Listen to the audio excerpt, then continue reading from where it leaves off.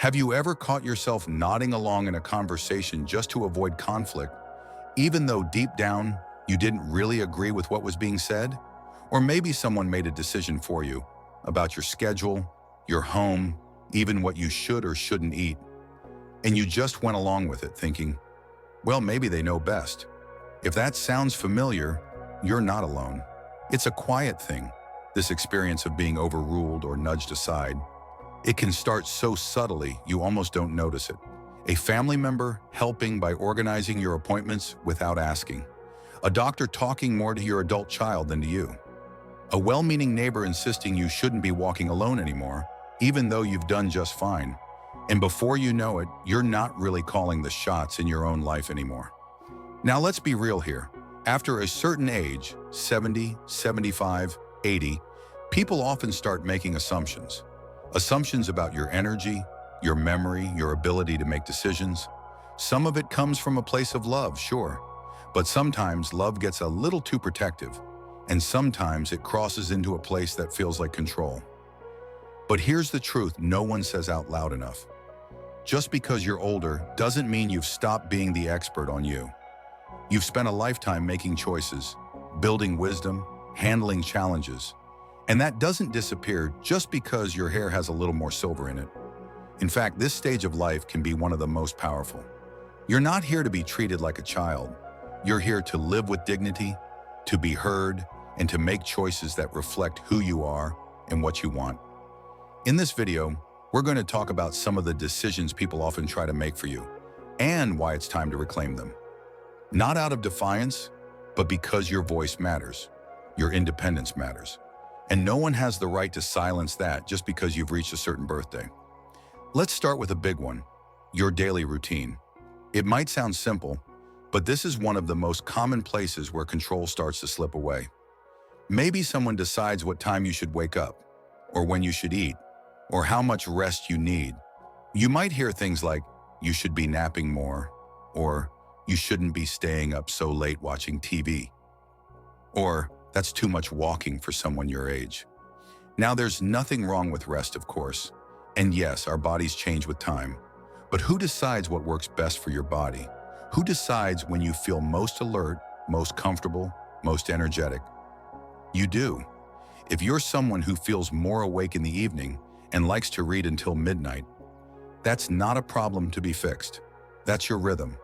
If you feel best starting the morning with a walk, even when someone tells you it's too cold or too much, that's your choice. Reclaiming your daily routine means checking in with yourself. What time do you feel ready to get going? What meals give you energy? What pace feels right for your day? You don't need permission to set a routine that works for you.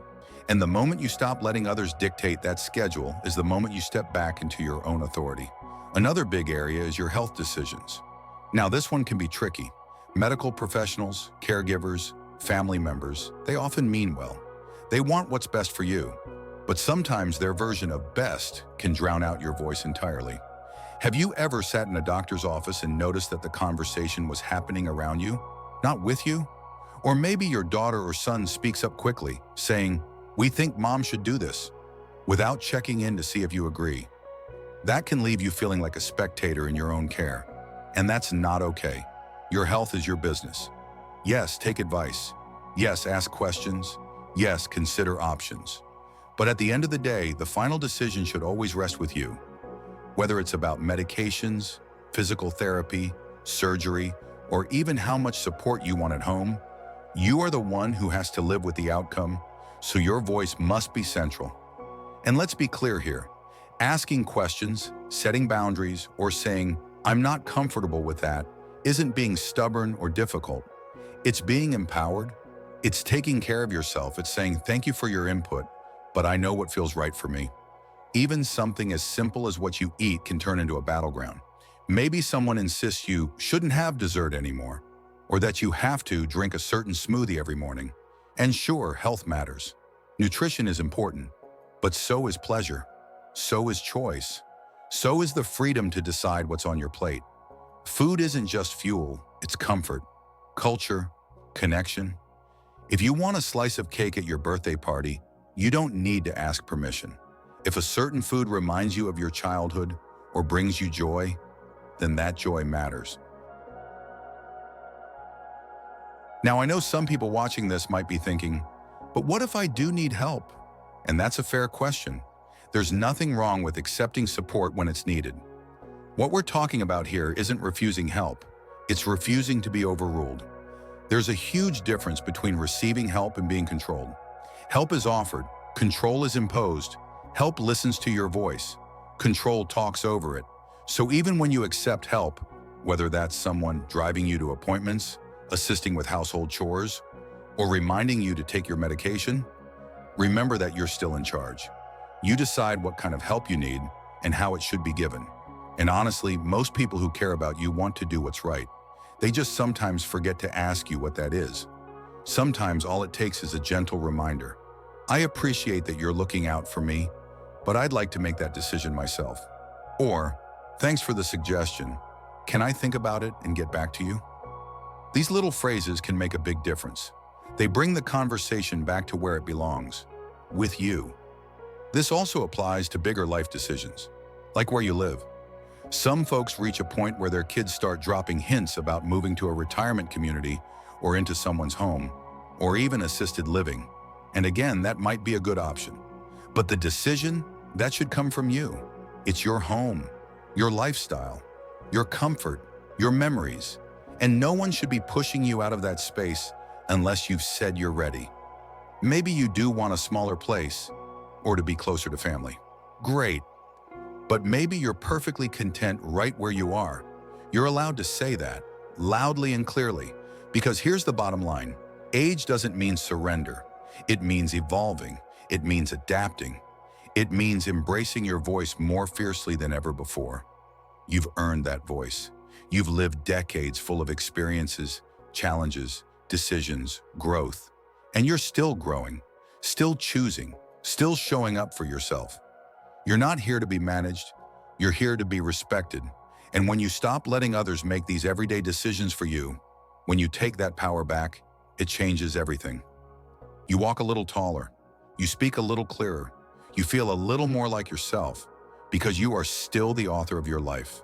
Every chapter, every sentence, every word.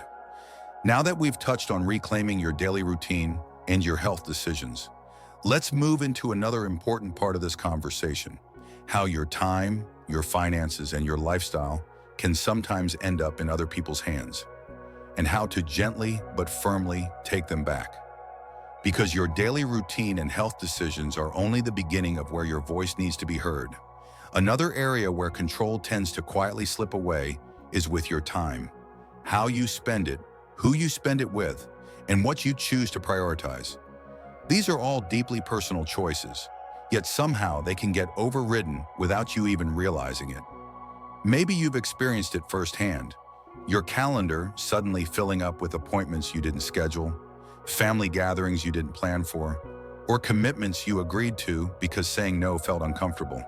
It might start with someone saying, "We've already put you down for this," or "We figured you wouldn't mind helping out." And before you know it, your week is full of everyone else's plans. Now, of course, being there for family and friends is important, but so is protecting your time and energy. Just because you're retired or have more flexibility in your schedule doesn't mean your time is up for grabs. You still get to decide how busy or unbusy you want to be. Maybe you like having slow mornings or afternoons set aside just for yourself, reading, tending to your garden, or simply sitting quietly with your thoughts. Those moments of peace are valuable. They recharge you, and you shouldn't feel guilty for protecting them. So when someone starts filling your time without asking, it's perfectly okay to say, "I'd like to check my schedule first," or "I've been making more time for myself lately, so I'll let you know if that works." You don't have to justify your downtime or explain why you don't want to attend every event. A simple, respectful response is enough. And let's not forget about those subtle expectations people sometimes have of you, like assuming you'll always be available to watch the grandkids or run errands just because you're home more often now. Helping out can be wonderful, but it should always come from your willingness, not obligation. You're allowed to set boundaries that protect your time and energy without feeling selfish. After all, you've spent years showing up for others. This is your season to also show up for yourself. Now, speaking of boundaries, let's talk about finances. This is a topic a lot of people shy away from, but it's a critical part of maintaining your independence. Have you ever noticed how, after a certain age, people start assuming you need help managing your money? Maybe someone offered to handle the bills for you or suggested taking over your accounts just to make things easier. While those offers may come from a place of care, it's important to remember that your financial decisions are just that, yours. You've spent a lifetime working for what you have, making choices about how to save, spend, and invest. That doesn't suddenly stop because you've turned 70 or 80. If you're comfortable managing your finances, keep doing so. And if you do want help, make sure it's on your terms. That might mean setting clear guidelines about what kind of assistance you're comfortable with. Maybe you want someone to help organize paperwork but not have access to your accounts. Maybe you want help with online banking but prefer to handle bill payments yourself. The key is that you're still in the driver's seat. And don't be afraid to put safeguards in place if needed. Things like power of attorney, living wills, or trusted advisors who can help ensure that your wishes are honored no matter what. These steps don't take power away from you. They protect your power. It's also perfectly okay to keep certain financial matters private. You're not obligated to share all your personal details just because someone offers to help. Respectful family members will understand and appreciate that you're being mindful about your independence. Now, another decision that often gets pushed aside without people even realizing it is how you choose to spend your day-to-day life. How you decorate your home, what hobbies you pursue, and even what you wear can slowly start becoming influenced by others' opinions. Maybe someone suggests it's time to get rid of certain things in your house because they don't seem practical anymore. Or maybe you hear comments like, "You don't need to be doing that at your age," when you take up a new hobby or try something different. But your home, that's your sanctuary. You've filled it with memories, with pieces of yourself. It's a space that should reflect you, not anyone else's ideas of what's appropriate. If that means keeping your favorite collection of books or hanging on to sentimental pieces that make you smile, that's your decision. Your home should be a place where you feel comfortable and at peace, not one that's been rearranged to suit someone else's standards. The same goes for how you spend your free time. If you want to try painting for the first time at the 75, do it. If you've always wanted to learn how to bake a complicated dessert or start a small vegetable garden, why not now? These decisions might seem small to others, but they're powerful reminders that you are still actively creating your life. And when people try to discourage you, whether it's out of concern or simply because they don't understand your excitement, it's okay to politely remind them that you're doing this for you, because there's no expiration date on learning, exploring, or finding joy. Another area where people often lose control without realizing it is with their personal boundaries. Things like how you want to be treated in conversations, how others speak to you, and how much you're willing to share about your personal life. You might have noticed people talking to you differently than they used to, using a softer tone, giving unsolicited advice, or dismissing your opinions with phrases like, "You wouldn't understand," or "That's just how things are now." Those small moments of disrespect can build up, and before you know it, you're feeling invisible in conversations that directly affect you. But your thoughts, your preferences, and your experiences still matter. Maybe now more than ever. So don't be afraid to speak up when you feel unheard. A simple, "I'd like to share my thoughts on that," or "I'd appreciate it if you asked me first," can gently shift the conversation back toward mutual respect. Remember, people can't know your boundaries unless you share them. And while it might feel uncomfortable at first, every time you advocate for yourself, you're reinforcing the idea that your voice holds just as much weight as anyone else's. At the end of the day, taking back these decisions, how you spend your time, how you handle your money, how you live in your home, and how you engage with others comes down to one powerful truth. This is still your life. Yes, things may change. Yes, you might need to adapt. But no one can take away your right to decide what that looks like. And when you start standing firm in those choices, even in the small, everyday moments, something amazing happens. You start feeling more like you again, more grounded, more confident, more in control of the life you've built and the future you're still creating. Now that we've talked about reclaiming your time, finances, and personal space, let's shift towards something just as important. How to make sure the big decisions about your future reflect your wishes, not someone else's. Because those big decisions, the ones about where you live, how you handle your health care, and what your future looks like, are deeply personal. And while it's wonderful to have loved ones who care, that care should never mean giving up your say in the choices that shape your life. Let's talk about where you live. At some point, you might hear suggestions like, maybe it's time to move into something smaller, or we've been looking at assisted living options for you. Now, those comments might come from a place of love, but they can also feel like someone else is making a call about your lifestyle, your space, and your independence.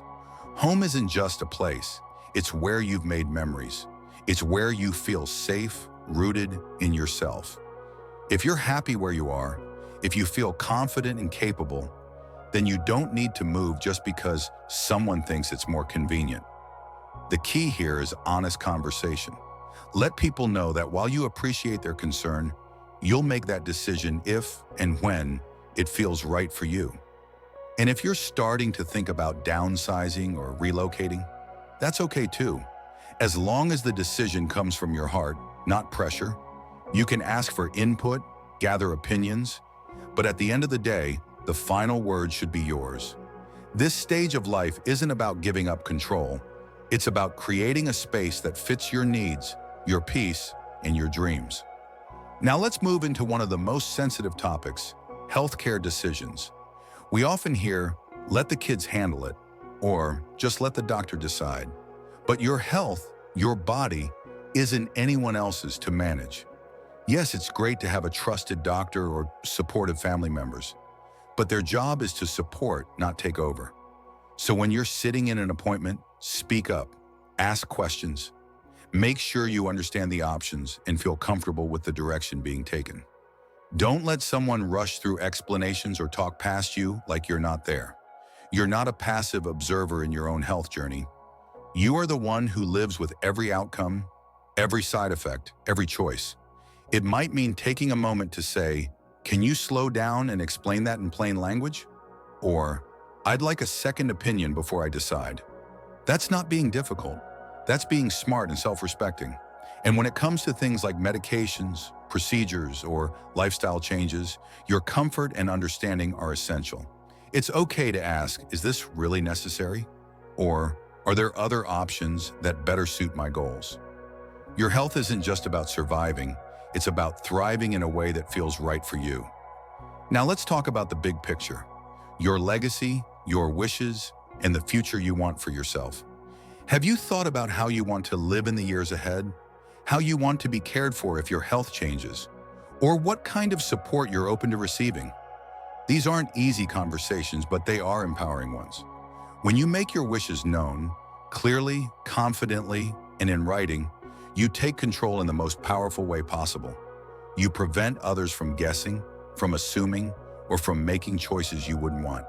Think of things like advance directives, living wills, or choosing a healthcare proxy.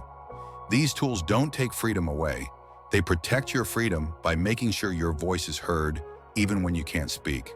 And beyond that, you might want to leave behind personal notes, stories, or even a simple letter to your loved ones explaining what matters most to you. These aren't just legal steps, they're emotional anchors. They remind everyone that your life has always been led by you, and it still will be, all the way through. And here's something else to remember. It's never too late to reclaim control.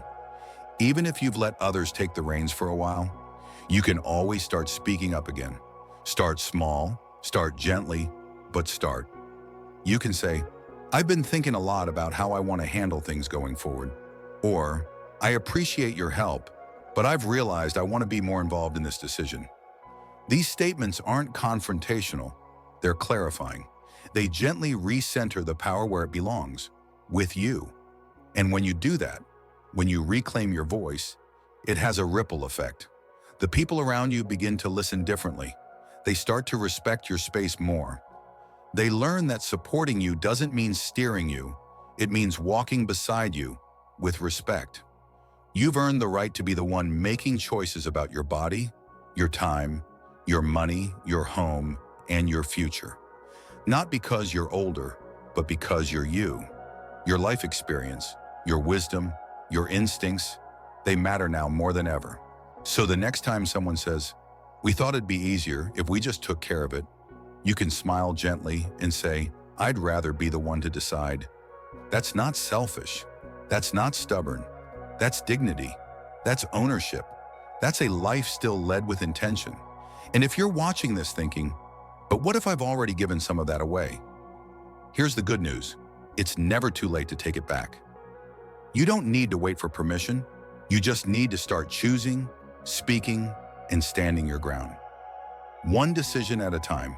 Because this isn't about being defiant, it's about being true to yourself.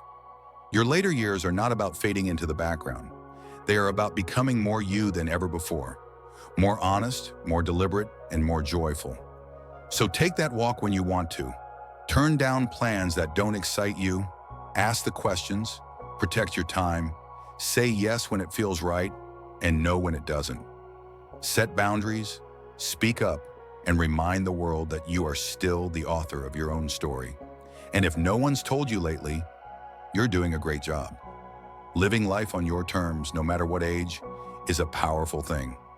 So hold your head high, breathe in deeply, and remember this. You don't need to be anyone's project. You don't need saving. You need to be heard, respected, supported, and most importantly, you need to be you. If this message resonates with you, take a moment to share your thoughts in the comments. I'd love to hear what decisions you've reclaimed or which ones you're planning to take back starting today. And if you found this video helpful, give it a thumbs up and subscribe for more conversations that celebrate living fully, at any age. Here's to living boldly, deciding freely, and being your wonderfully independent self. You've earned every moment of this freedom. Now own it.